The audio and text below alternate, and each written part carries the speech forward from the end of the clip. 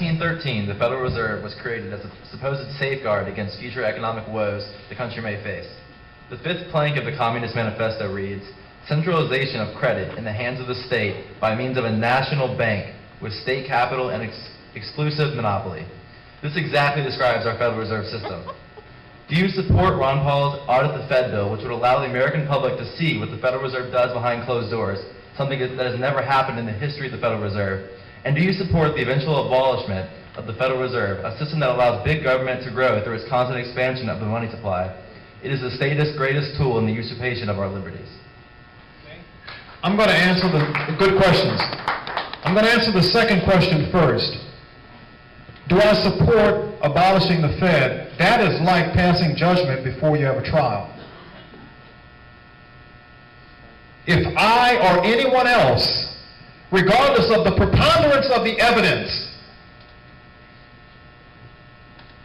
if we're going to move towards casting judgment saying get rid of it, that would be just like someone having a job and a supervisor saying this person needs to be fired without allowing them to have due process of having their side of the case heard. So, as sincere as you may be, as passionate as you may be, as convinced you may be that the Federal Reserve needs to go away, and by the way, I suspect it probably should go away, but I don't know. That's the reason for Audi the Fed. That's right. I believe it's irresponsible to come out with a judgment prior to an investigation.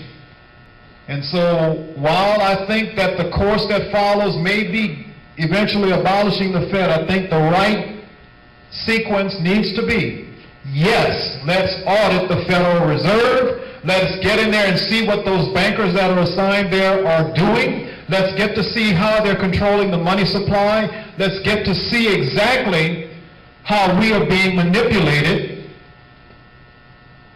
by the Federal Reserve. Let's also see the good they may be doing. And then in the end, let that report go to Congress. The findings and recommendations from that audit go to Congress, go to the President and the American people, and a determination be made then. Then and only then, decide whether or not you move to abolish it. Thank you.